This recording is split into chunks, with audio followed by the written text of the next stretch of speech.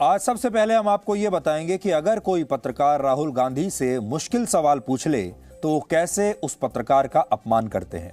अगर राहुल गांधी से उनके मनपसंद सवाल ना पूछे जाएं तो वो उल्टा पत्रकारों से ही सवाल पूछने लगते हैं। और हाल ही में एक सवाल के जवाब में उन्होंने पत्रकार से पूछा कि क्या वो पत्रकार सरकार के लिए काम करता है। एक दूसरे सवाल के जवाब में उन्होंने एक और पत्रकार से कहा कि सरकार की दलाली करना बंद करो। और ये दोनों सवाल वो थे जो राहुल गांधी को पसंद नहीं आए। असल में गांधी परिवार को लगता है कि जो लोग उनके दरबारी पत्रकार नहीं हैं वो सब सरकार के दलाल हैं। राहुल गांधी के नाना, उनकी दादी, उनके पिता और फिर उनकी मम्मी की सरकारों में ज्यादातर पत्रकार इस खानदान के दरबारी पत्रकार हुआ करते थे। उन्हें इनाम में अशर्फियां मिलती थीं, बड़े बड़े पुरस्कार दिए जाते थे, पेट्रोल पंप बांटे जाते थे और मंत्रियों की लिस्ट भी कई बार उनके कहने से ही बनती थी। और उसी में ये बड़े बड़े पत्रकार खा कमा लिया करते थे और दोनों लोग खुश रहते थे। दरबारी पत्रकार भी खुश रहते थे और सरकारें भी खुश रहती थीं, खानदान भी खुश रहता था। इसलिए राहुल गांधी को मुश्किल सवालों की आदत ही नहीं है। लेकिन आज उन्हें अपनी छोटी बहन प्रियंका गांधी वाड्रा से सीखना चाहिए कि आज के जमाने में मीडिया के मुश्किल सवालों का जवाब शालीनता के साथ कैसे दिया जाता है, क्योंकि यही एक अच्छे नेता के गुण हैं। लेकिन उससे पहले आज आपको राहुल गांधी के ये दोनों सवाल सुनने चाहिए जिसमें वो पत्रकारों से दुर्व्यवहार कर रहे हैं, उनका अपमान कर रहे हैं और क्या कह रहे हैं ये आप खुद सोचिए। लेकिन आपको बता दें कि ये दोनों सवाल दो पत्रकारों ने पूछे और दोनों ही सवाल जो हैं वो राहुल जी को पसंद नहीं आए। उन्हें गुस्सा आ गया और उन्होंने पत्रकारों से ही उल्टा सवाल पूछना शुरू कर दिया। राहुल जी, सरकार का कहना है कि हाउस ऑर्डर में नहीं आता है तो इस वजह से डिस्कशन नहीं हो रही है। हम हर चीज पे चर्चा करने के लिए। आप सरकार के लिए काम करते हैं क्या? नहीं, सरकार। आप सरकार के लिए काम करते हैं? सवाल पूछ रहा हूं। अरे मैं जवाब दे रहा हूं आपके सरकार आपका। क्या आप सरकार के लिए काम करते हैं? नहीं, हाउस, अरे मैंने जवाब देने दो। आप सरकार के लिए काम करते हैं क्या? हाउस को ऑर्डर में रखने का किसकी जिम्मेदारी होती है? ऑपोजिशन की नहीं होती है, सरकार की होती है। मेरा सवाल, थैंक यू। आपने एक ट्वीट किया है थोड़ी देर पहले थैंक यू भैया। लिंचिंग को लेकर आप भैया, मैंने आपको बोला मंत्री कह रहे हैं कि में सबसे पहले लिंचिंग हुई थी। सरकार की दलाली मत करो, डाइवर्ट मत करो। फार्मर किलर शर्म करो, शर्म करो, शर्म करो। फार्मर किलर शर्म करो, शर्म करो, शर्म करो। राहुल गांधी ने पत्रकारों के साथ ये बदसलूकी उस समय की जब वो लखीमपुर मामले में केंद्रीय गृह राज्य मंत्री अजय मिश्र टेनी के इस्तीफे की मांग को लेकर विपक्षी सांसदों के साथ संसद भवन के परिसर में आज एक पैदल मार्च निकाल रहे थे। अक्सर जब किसी नेता के पास किसी प्रश्न का जवाब नहीं होता तो वो इसी तरह सवाल पूछने वालों पर सवाल उठाने लगता है और राहुल गांधी भी ऐसा ही कर रहे हैं। वो मीडिया को सरकार का दलाल तो बताते हैं लेकिन ये भूल जाते हैं कि आजादी के बाद 74 वर्षों के इतिहास में नेहरू गांधी परिवार, कांग्रेस पार्टी और उसके नेताओं पर खुद दलाली खाने के आरोप लग चुके हैं। ये कह देना कि कोई पत्रकार सरकार का दलाल है ये तो बहुत आसान सी बात है, लेकिन राहुल जी को अपनी याददाश्त पर थोड़ा जोर डालना चाहिए और ये देखना चाहिए कि उनके परिवार पर, उनकी चलाई हुई सरकारों पर, उनकी पार्टी के नेताओं पर कब कब दलाली के आरोप लग चुके हैं। एक और बात, राहुल गांधी की सबसे बड़ी शिकायत यह रहती है कि हमारे देश का मीडिया प्रधानमंत्री नरेंद्र मोदी से सवाल नहीं पूछता, लेकिन अब उनके व्यवहार से ऐसा लगता है कि वो भी ऐसा ही चाहते हैं कि मीडिया उनसे भी कोई सवाल ना करे, जो वो कहें उन्हें ही सच मान ले और मीडिया चुप रहे। वर्ष 1970 में एक फिल्म आई थी जिसका नाम था सफर। इसका एक बड़ा मशहूर गाना था जिसके बोल थे, जो तुमको हो पसंद वही बात करेंगे, तुम दिन को अगर रात कहो तो रात कहेंगे। ये लाइनें राहुल गांधी पर आज पूरी तरह फिट बैठती हैं क्योंकि उन्हें ऐसे ही पत्रकार की तलाश है। वो चाहते हैं कि मीडिया उनसे केवल उनके पक्ष की बात करे और मीडिया सिर्फ वो सवाल पूछे जो उनके कानों को अच्छे लगते हैं।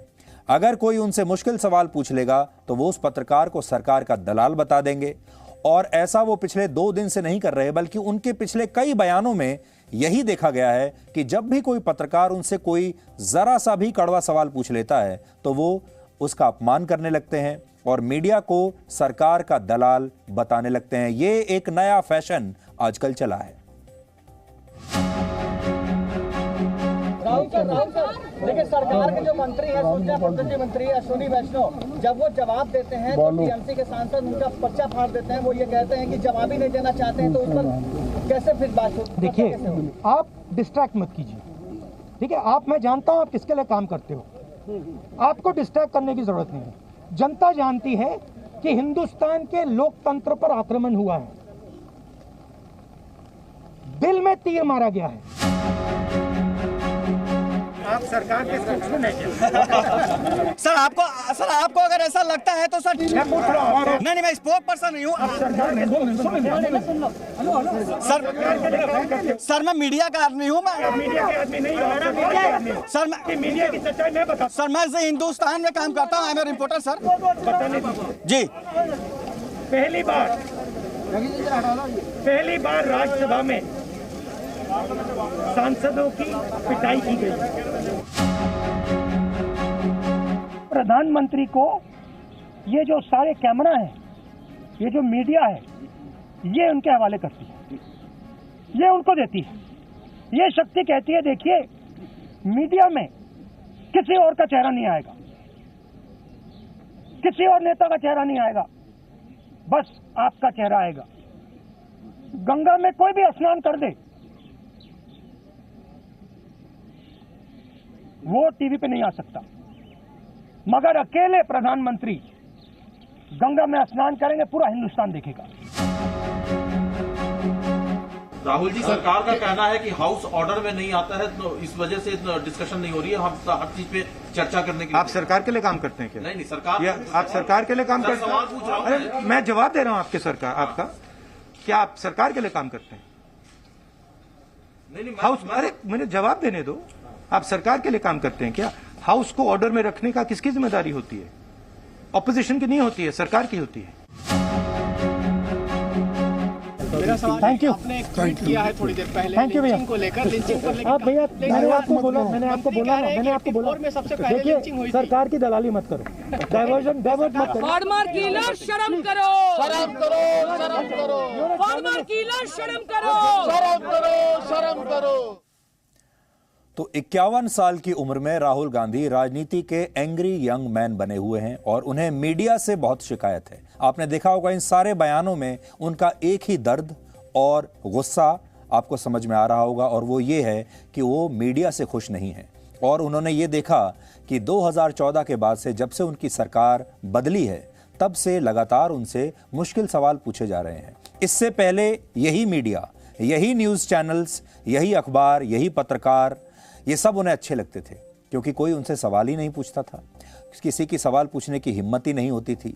और जिस पार्टी ने इतने सालों तक एक छत्र राज किया हो, बड़े बड़े नेता रहे हों और उन्होंने तमाम पत्रकारों को अपना दरबारी पत्रकार बना लिया हो, उन्हें अब 2014 के बाद से बड़ी तकलीफ हो रही है, दिक्कत हो रही है, क्योंकि अब वो सारा मीडिया जो उनके सामने चुप बैठा रहता था, वो अब उनसे सवाल पूछने लगा है। आज 51 वर्षीय राहुल गांधी चाहें तो अपनी छोटी बहन प्रियंका गांधी वाड्रा से काफी कुछ सीख सकते हैं। प्रियंका उम्र में राहुल गांधी से 2 साल छोटी हैं, उनकी उम्र 49 साल है, लेकिन परिपक्वता के मामले में वो राहुल गांधी से कई साल बड़ी नजर आती हैं। मीडिया के मुश्किल सवालों और सच का सामना कैसे करना चाहिए, यह राहुल गांधी की तुलना में उनकी बहन प्रियंका गांधी वाड्रा ज्यादा बेहतर समझती हैं। आज जब महिलाओं के विवाह की न्यूनतम उम्र 18 से 21 वर्ष करने का कानून संसद में पास हुआ, तो प्रियंका गांधी वाड्रा ने इस पर पत्रकारों से बात की। इस दौरान उनसे भी कई मुश्किल सवाल पूछे गए और उन्होंने राहुल गांधी की तरह पत्रकारों को सरकार का दलाल नहीं बताया, बल्कि पूरी शालीनता के साथ इन तमाम सवालों के जवाब दिए। आप सुनिए।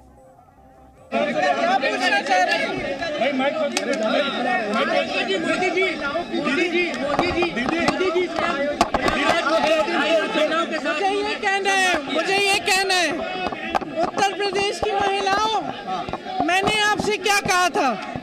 अपनी शक्ति को पहचानो। आज आपकी शक्ति के सामने इस देश के प्रधानमंत्री नरेंद्र मोदी जी झुक रहे हैं, समझ गए हैं कि महिला खड़ी हो रही है। 5 सालों से क्यों नहीं की ये घोषणाएं? आज क्यों कर रहे हैं? चुनाव से पहले क्योंकि महिला जागरूक हो गई है, महिला उठ गई है। हमने लड़की हूँ लड़ सकती हूँ का नारा दिया, महिला उठ गई है, जाग गई है, कह रही है मेरा हक दो। इसीलिए आज नरेंद्र मोदी जी को भी झुकना पड़ा। मैं बहुत खुश हूँ। जीत है, मैं आपकी जीत है। उत्तर प्रदेश की महिलाओं की जीत है।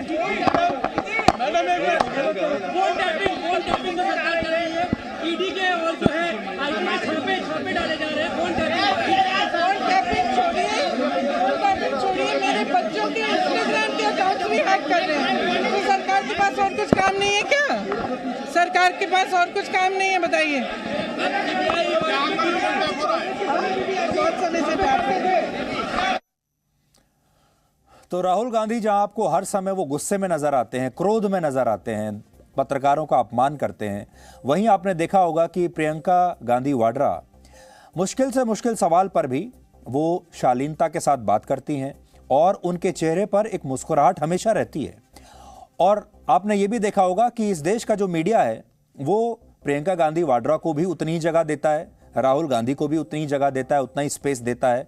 और गांधी परिवार को अगर आप देखें, जितनी सीटों की संख्या कांग्रेस की है आज लोकसभा में, उसके हिसाब से तो कहीं ज्यादा, कई गुना ज्यादा आज कांग्रेस पार्टी या राहुल गांधी या प्रियंका गांधी वाड्रा को मीडिया में स्पेस मिलती है। वरना आपने देखा होगा और जो दूसरी छोटी छोटी पार्टियां हैं या कांग्रेस पार्टी के बराबर की जो पार्टियां हैं, उन्हें मीडिया में इतना स्पेस नहीं मिलता, उनके बयानों को इतनी प्रमुखता से नहीं छापा जाता जितनी प्रमुखता से राहुल गांधी के बयान आज मीडिया में छपते हैं। इसलिए उन्हें शिकायत नहीं करनी चाहिए। और हो सकता है कि आने वाले दिनों में जो लगातार उनके नेतृत्व में कांग्रेस हार रही है, हो सकता है इसका दोष भी वो मीडिया पर ही डाल दें।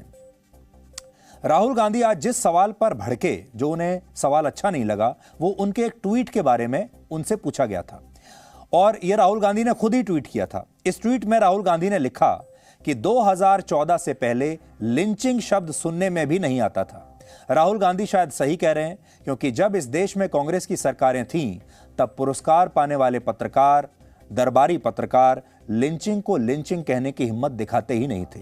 उनके अंदर इस शब्द का इस्तेमाल करने की हिम्मत तब थी ही नहीं। आप राहुल गांधी का पहले ये ट्वीट देख लीजिए, बड़ी स्क्रीन पर आप देखिए, अच्छे से पढ़िए इसको। ये कह रहे हैं 2014 से पहले लिंचिंग शब्द सुनने में भी नहीं आता था। फिर उन्होंने उसी को अंग्रेजी में लिखा है, before 2014 the word lynching was practically unheard of. अब वो ये बताने की कोशिश कर रहे हैं कि शायद 2014 से पहले इस देश में लिंचिंग होती ही नहीं थी और लिंचिंग तब शुरू हुई है जब नरेंद्र मोदी की सरकार बन गई है, या ये समझ लीजिए जब कांग्रेस पार्टी सत्ता से बाहर गई, उसके बाद से हमारे देश में लिंचिंग शुरू हुई है, वो ये कहना चाह रहे हैं। वरना सोचिए, वर्ष 1946 में विभाजन से पहले संयुक्त बंगाल में जो हिंदू मुसलमान दंगे भड़के थे, क्या वो मॉब लिंचिंग नहीं थी? 1947 में जब महात्मा गांधी बंगाल गए थे, तब वहां दंगों के दौरान जिन लोगों को उग्र भीड़ ने पीट पीट कर मार डाला था, क्या वो मॉब लिंचिंग नहीं थी? उसे लिंचिंग क्यों नहीं कहना चाहिए? 1947 के बंटवारे के दौरान जवाहरलाल नेहरू के अंतरिम सरकार के दौरान जो 10 से 20 लाख लोग पार्टीशन के दौरान मारे गए, क्या वो मॉब लिंचिंग नहीं थी? 1984 के सिख दंगों में जिन लोगों की उग्र भीड़ ने निर्ममता से हत्या की, सड़कों पर पकड़ पकड़ के मारा, उन्हें जला दिया, जिंदा जला दिया, टायर उनके गले में जलते हुए टायर डाल दिए, क्या वो मॉब लिंचिंग नहीं थी? उस समय पूर्व प्रधानमंत्री राजीव गांधी ने तो यहां तक कहा था कि जब भी कोई बड़ा पेड़ हिलता है तो धरती थोड़ी हिलती है, जब बड़ा पेड़ गिरता है। उस समय दिल्ली की सड़कों पर उग्र भीड़ खून का बदला खून से लेने के नारे लगा रही थी। इंदिरा गांधी की हत्या के बाद की बात हम कर रहे हैं, जब दिल्ली में सिख दंगे हुए थे और लोगों को खुलेआम मारा जा रहा था। क्या वो मॉब लिंचिंग नहीं थी? ये तस्वीरें आप देखिए। वर्ष 1990 में जिस तरह से कश्मीरी पंडितों की बड़े पैमाने पर खुलेआम सड़कों पर उनके घरों से निकाल निकाल कर हत्याएं की गई, क्या वो मॉब लिंचिंग नहीं थी? और वर्ष 2006 में जब देश में यूपीए की सरकार थी, डॉक्टर मनमोहन सिंह प्रधानमंत्री थे, उस समय भिवंडी में एक मस्जिद के साथ पुलिस स्टेशन का निर्माण करने पर 2 पुलिस वालों को भीड़ ने पीट पीट कर मार डाला था, क्या वो मॉब लिंचिंग नहीं थी? हकीकत यह है कि जब तक इस देश में नेहरू गांधी परिवार का शासन रहा, तब तक इस परिवार की गोदी में बैठने वाले पत्रकारों ने, पुरस्कार गैंग ने लिंचिंग को लिंचिंग कहने की हिम्मत दिखाई ही नहीं, और शायद इसीलिए ये शब्द 2014 से पहले सुना नहीं गया। ये ट्रेंड तो 2014 के बाद शुरू हुआ, जब हमारे देश के बुद्धिजीवियों और खास विचारधारा के पत्रकारों ने धर्म और जाति से जुड़ी आपराधिक घटनाओं को लिंचिंग कहना बताना शुरू कर दिया। और आपने ये भी देखा होगा, अभी पंजाब में ही 2 लोगों की मॉब लिंचिंग करके हत्या हुई है। एक गोल्डन टेम्पल में हुई और दूसरी कपूरथला के एक गुरुद्वारे में हुई। ये मॉब लिंचिंग है, लेकिन क्या राहुल गांधी ने एक बार भी इन हत्याओं को मॉब लिंचिंग कहने की हिम्मत दिखाई? सिर्फ इसलिए क्योंकि पंजाब में कांग्रेस पार्टी की सरकार है। वैसे राहुल गांधी को हम बता दें कि लिंचिंग शब्द का इतिहास लगभग 250 वर्ष पुराना है। माना जाता है कि इसकी उत्पत्ति अमेरिका की क्रांति के दौरान हुई थी और 20वीं शताब्दी में यह शब्द पश्चिमी देशों में बहुत लोकप्रिय हुआ। दिलचस्प बात यह है कि जब पश्चिमी देशों में भीड़ द्वारा किसी की हत्या करने के लिए लिंचिंग जैसे शब्द इस्तेमाल होते थे, तब भारत में 1984 के सिख दंगों के दौरान जो लोग मारे गए थे, उन पर मीडिया खुलकर बोलने की हिम्मत भी नहीं दिखाता था। और इसे आप पूर्व प्रधानमंत्री राजीव गांधी के उस जमाने के बयान से समझ सकते हैं, जिन्होंने 1984 के दंगों के बाद कहा था कि जब एक बड़ा पेड़ गिरता है तो धरती थोड़ी सी तो हिलती है। उस जमाने में राहुल गांधी के पिता राजीव गांधी ने इन दंगों के बारे में क्या कहा था, इस मॉब लिंचिंग के बारे में क्या कहा था, आज शायद वो खुद भी भूल गए होंगे। उन्हें सुनना चाहिए। जब इंदिरा जी की हत्या हुई थी तो हमारे देश में कुछ दंगे फसाद हुए। हमें मालूम है कि भारत की जनता के दिल में कितना क्रोध आया, कितना गुस्सा आया, और कुछ दिन के लिए लोगों को लगा कि भारत हिल रहा है। लेकिन जब भी कोई बड़ा पेड़ गिरता है तो धरती थोड़ी हिलती है। तो 1984 के सिख दंगों में जो लोग मारे गए, हजारों लोग जो मारे गए, उन पर तत्कालीन प्रधानमंत्री राजीव गांधी कहते हैं कि जब कोई बड़ा पेड़ गिरता है तो धरती थोड़ी हिलती ही है। और धरती कैसे हिलती है ये आप तस्वीरों में देख सकते हैं, ऐसे धरती हिलती है। इसलिए आज हम कहना चाहेंगे कि राहुल गांधी को एंगर मैनेजमेंट पर अपनी बहन प्रियंका गांधी वाड्रा से बात करनी चाहिए और एंगर मैनेजमेंट पर अपनी बहन से कुछ टिप्स लेने चाहिए। और ये देखना चाहिए कि इस नए युग में जब कांग्रेस की सरकारें नहीं बची, जब इस समय देश का राजनीतिक माहौल बदल चुका है और मीडिया सबसे मुश्किल सवाल पूछने की ताकत रखता है, तो ऐसे में शालीनता के साथ मीडिया के मुश्किल सवालों का जवाब मुस्कुराते हुए कैसे देना चाहिए, ये उन्हें अपनी बहन से कुछ टिप्स जरूर इसके बारे में लेने चाहिए। हम तो यही कहेंगे। Presenting B News app available on Google Play and App Store. Download it now.